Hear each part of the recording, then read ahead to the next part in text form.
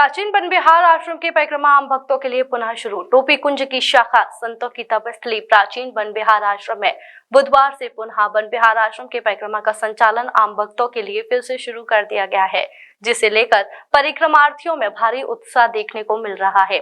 यहाँ बताते चलें कि धार्मिक नगरी वृंदावन के प्राचीन वन विहार आश्रम का इतिहास धार्मिक नगरी वृंदावन में लगने वाली वन विहार की परिक्रमा से जुड़ा हुआ है, जो कि लगभग 40 सालों से देख देख के अभाव में विलुप्त हो चुका था।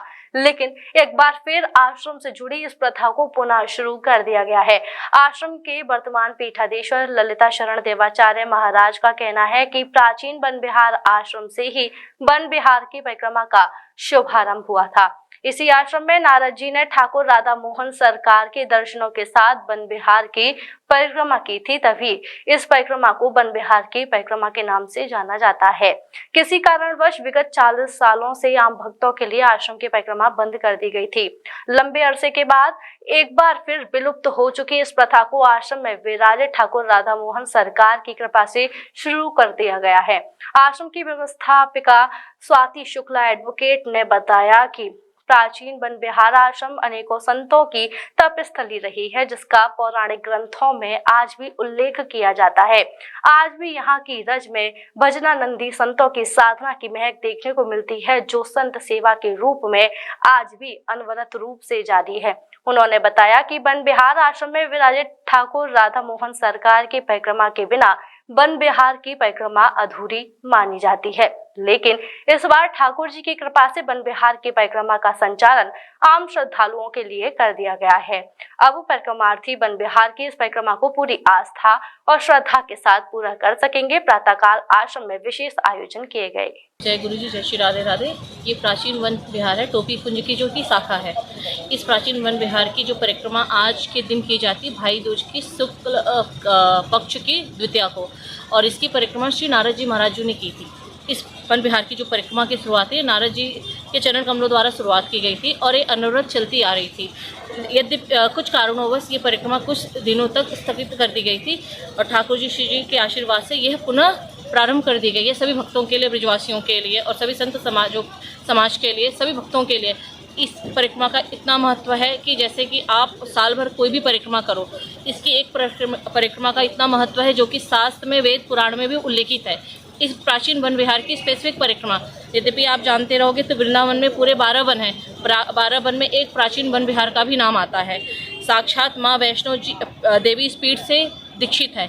ये निम्बार्क संप्रदाय की प्राचीनतम धरोहर है, जो कि वन विहार की होली के नाम से प्रसिद्ध है, फूल बंगला से प्रसिद्ध है, उसके बाद में संत सेवा के लिए प्रसिद्ध है, गौ सेवा के लिए प्रसिद्ध है, और यहाँ पे अनेक अनेक ग्रंथों को रचा गया है, जो कि दिव्य पुरुष और संत महात्माओं का यहाँ पे भजन और तपोस्थली रही हुई है, जो कि वेद पुराणों में भी उनका उल्लेख आता है। आप सबसे इसमें कलयुग में आप इन्हीं भक्तमाल जी को ले लीजिए, भक्तमाली महाराज जी को ले लीजिए, माधवदास महाराज जी को ले लीजिए, तो ये जो ग्रंथ हैं, ये जो वेद और पुराण हैं, बहुत सी पौराणिक चीज़ इस वन विहार से जुड़ी हुई हैं। और एक तपोस्थली है जहाँ पे संत महात्मा यहाँ तपस्या करते हैं और रहने के लिए टोपी कुंज जाते थे, वही ये प्राचीन वन विहार है।